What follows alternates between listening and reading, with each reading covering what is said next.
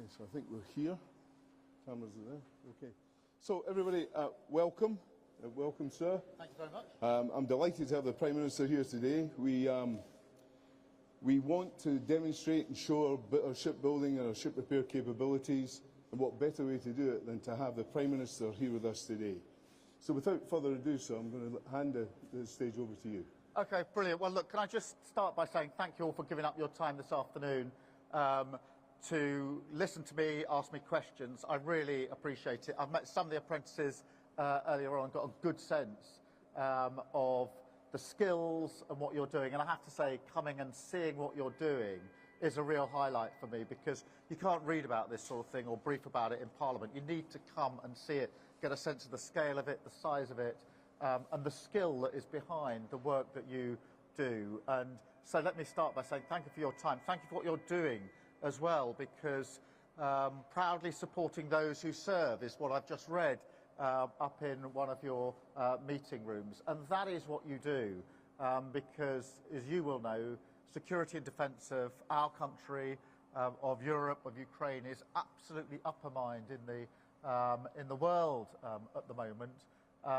And it's really important that we always remember that there's always the front line, our armed forces, of which we're really proud and do an incredible job, but they wouldn't be able to do their job if they didn't have you proudly supporting what they're doing. So I hope you feel a real sense of pride in the work that you are doing, because you are serving your country, because without what you're doing, we wouldn't be able to do what's necessary to keep our country safe and secure. So thank you for that. You may have seen that last week we announced the highest sustained increase in defence spending since the Cold War, and that means that defence spending is going to come on track by 2027, and then a sustained year-on-year increase. And I want that to be something which is really significant towards the defence and security of our country, much needed at the moment, but I also want it to be measured in jobs and businesses and skills in this country and in places like this, because this is a real obligation and duty. The first duty of the Prime Minister is to keep the country safe, and I take that duty really seriously, but it's also a great opportunity, because this is going to require more of the skills and talents that you have as we go forward. So thank you for what you are doing. Feel proud of what you're doing, because I do, and you should.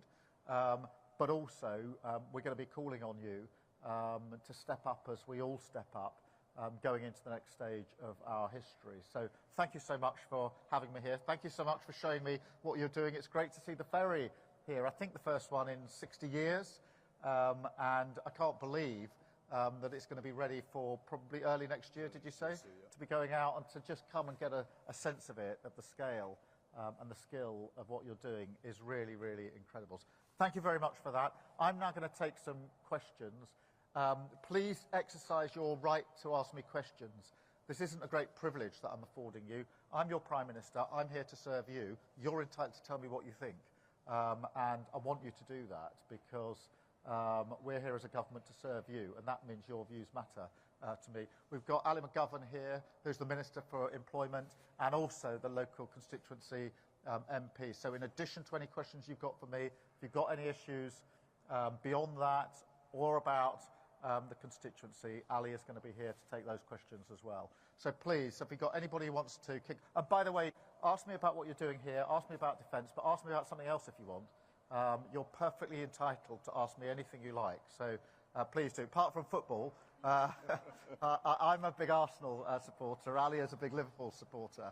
What was it last night? 27 shots, Paris Saint-Germain, and then 2 from Liverpool. Fantastic goalkeeping and a very, very good result if you're a Liverpool fan. But as an Arsenal fan, there's a bit of rivalry going on in relation to this. But who wants to crack in first? Got one? Yep. Please. Hi, Keir. Thanks for coming to see us today. My question is, Camel Air is proud to employ a lot of females in this industry. So we're wondering what the government's plans are to sort of reinforce that and make sure more females will work in this industry going forward. Yeah, well, I mean, there's a lot of women in the workforce here, I can see just by looking around.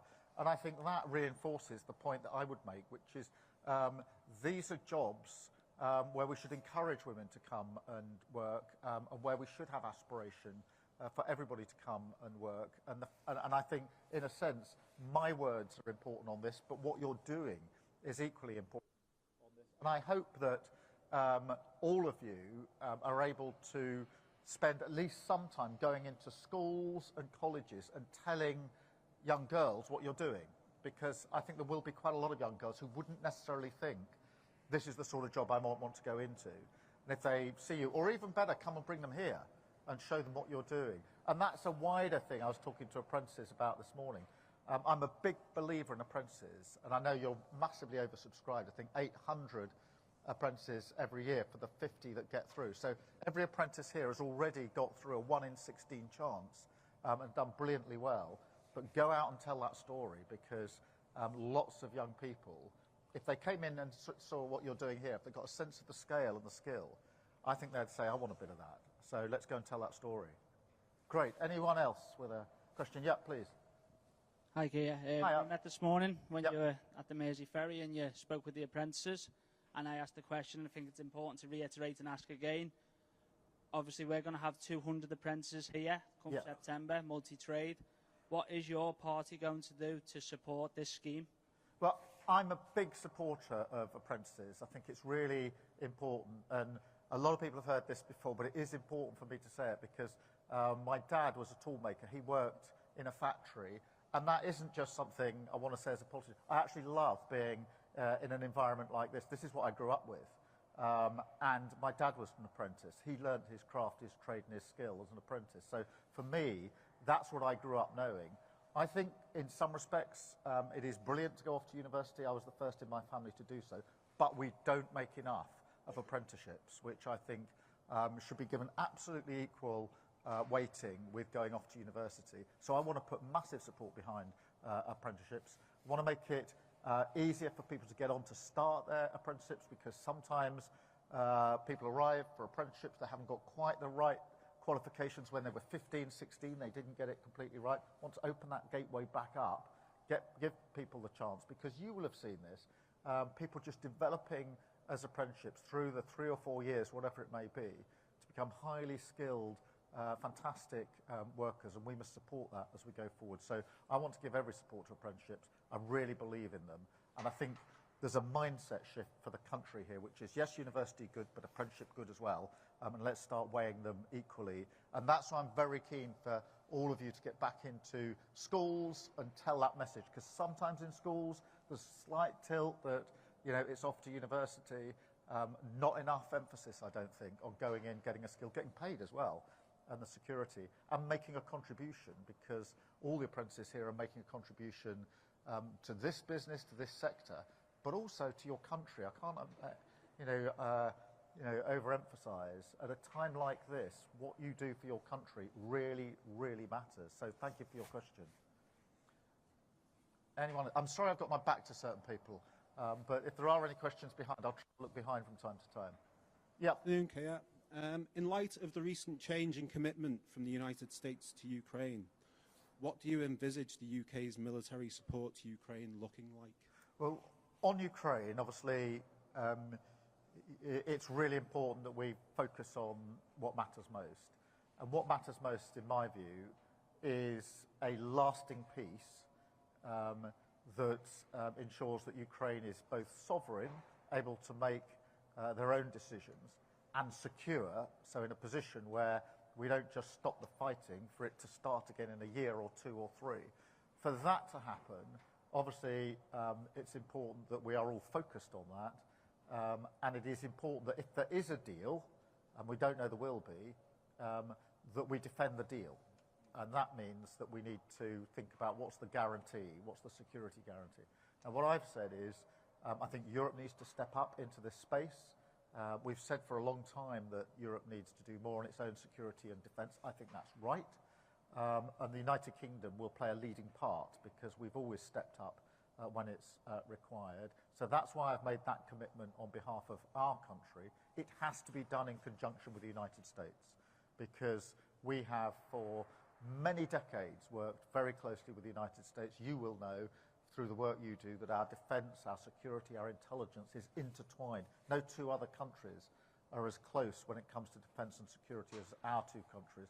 So we want to do this in conjunction with the United States, because it's that ability to work with the United States and with our European partners that has kept the peace for 80 years now. That's why it's important we step up into this space. I would say two other things which are relevant to you. I think in the meantime, we need to put Ukraine in the strongest possible position. We don't know there's going to be a deal. The fighting is going on, and it's a big mistake to think, well, all we've got to do is wait for a deal now. We've got to make sure that if they are fighting on, they're in the strongest position, and even if they go into negotiation, they're in the strongest position.